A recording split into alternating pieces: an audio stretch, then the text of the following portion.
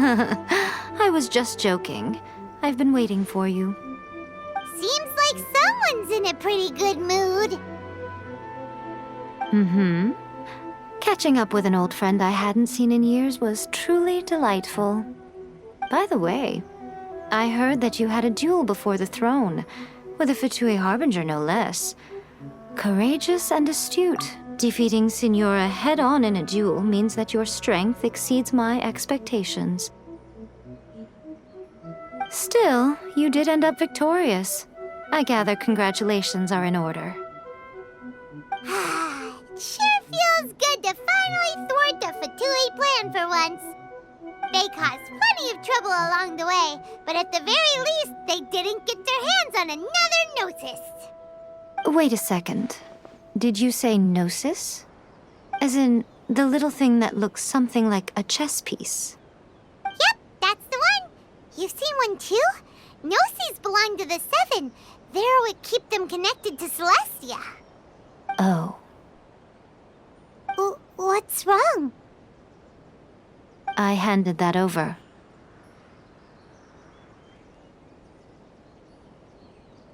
You did what now? Well, how else was I supposed to save your skin from the Balladeer exactly? The Balladeer is number 6 of the Fatui Harbingers. In terms of strength, he is superior to Signora. I'm not the kind of person who risks life and limb for any old reason. You did... for once, Paimon just does not know what to say. After A created her puppet vessel, she no longer had anywhere to put it. As her erstwhile closest friend, A handed it over to me, and I've kept it in the Grand Narukami Shrine ever since. She no longer needs the power of the Gnosis, and in any case, she tells me she has severed ties with Celestia. Thus, the Gnosis became not only useless, but also a potential source of conflict. Is that not a good bargain, exchanging it for the one at the core of the plan? Judging by the results, at least, I dare say I struck a good deal. When you put it like that, Paimon has to agree. The Traveler is worth more than a Gnosis. Well, what's done is done. And Paimon heartily thinks we'll be getting it back now.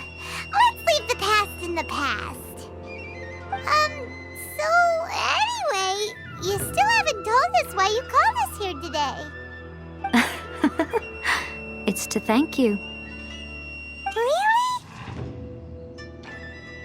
You intend to travel all over Teyvat, and the time has come for the Inazuma leg of your trip to come to an end, has it not? As a mark of my gratitude, I will answer any questions you may have about the road ahead or the events of the past.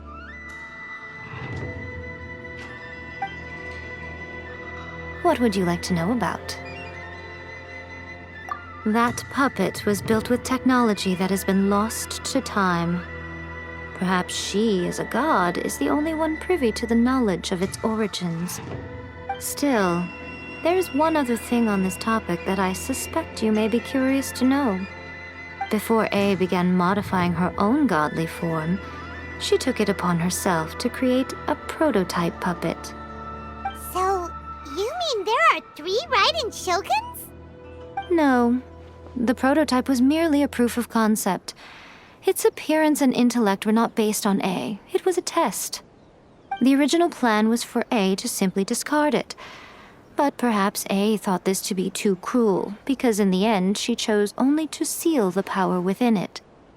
Later, this puppet wandered Inazuma as an ordinary human male with his own consciousness, until the Fatui took an interest in him.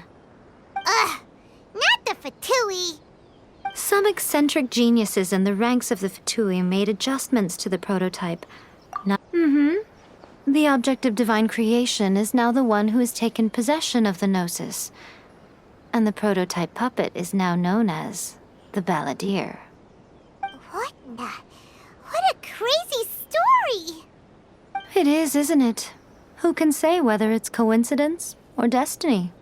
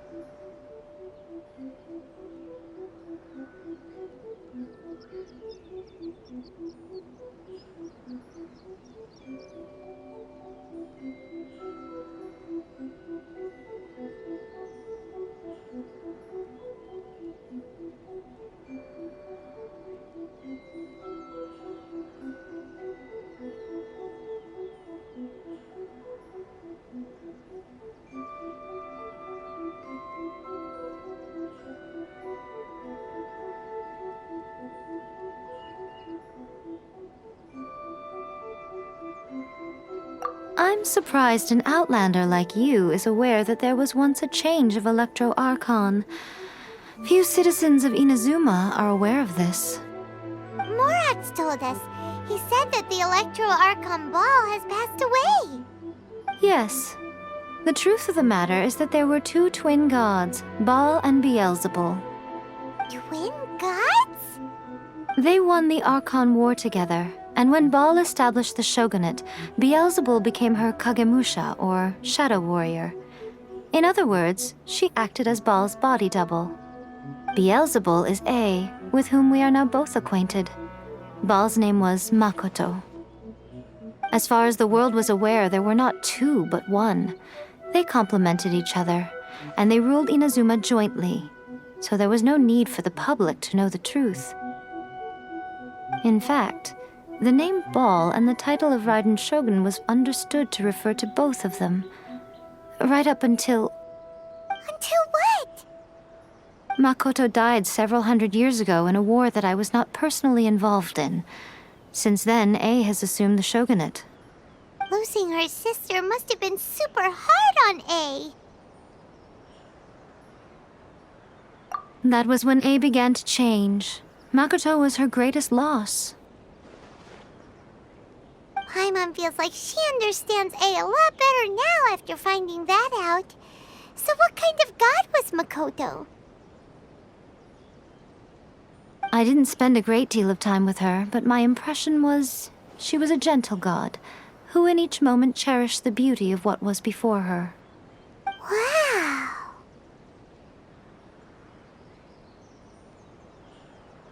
Sorry, I haven't a clue. I'm also unfamiliar with the god you describe. But if you still have doubts about A, I would say they are misplaced. Not only does she not fit your description, but she voluntarily gave up her gnosis long ago, severing her ties with Celestia in the process. That's good to hear. Otherwise, given that I'm her familiar, it could have made our relationship rather awkward, don't you think? Don't worry, we aren't looking to pick a fight with you. I wish you the best of luck. May you soon discover the truth behind it all. As for your brother's whereabouts, I will use all the resources at my disposal to investigate it, and I will also borrow some of Ayato's people from the Shiumatsuban. I'll let you know if I find out anything. Consider it part of my means of thanking you. After leaving Inazuma, I think it would be easiest for you to go to Sumeru. Ooh, Sumeru! We've run into loads of scholars from there on our journey so far. Yes, well, Sumeru is the land of the god of wisdom, where the quest for wisdom and knowledge is never-ending. But their obsession gives rise to some truly inexplicable things. For example, in Sumeru, knowledge is holistically managed as a resource. Knowledge is a resource? Yes. I don't know whether it was the sages or Lesser Lord Kusanali who came up with the idea. Lesser Lord Kusanali? That's a cute name. Oh, you haven't heard. Lesser Lord Kusanali is the deity in whom the people of Sumeru place their faith. It's their chosen term of endearment for her. I'm sure you must have some things to discuss with her too. I wish you all the best. Are you sure? Okay then. Oh, Traveler, do you still have the Omamori I gave you? Keep it safe. Is that all you... There was me thinking that you might hang it around your neck to show off to the world, telling everyone who inquired that it was given to you by none other than Yae Miko, the wise and beautiful. Who in their right mind would do that? Okay, I'll stop. Now, a question for you. Traveler, what is your ambition? I see. But that is merely a small goal, based on what preoccupies you here and now. Your ambition should be something that transcends the world below and the starry sky above. Something that shines in unison with fate itself. Perhaps the reason you do not possess a vision is that such an ambition has yet to be engendered within you. It's a possibility. Continue on your journey, and maybe that moment will come to pass.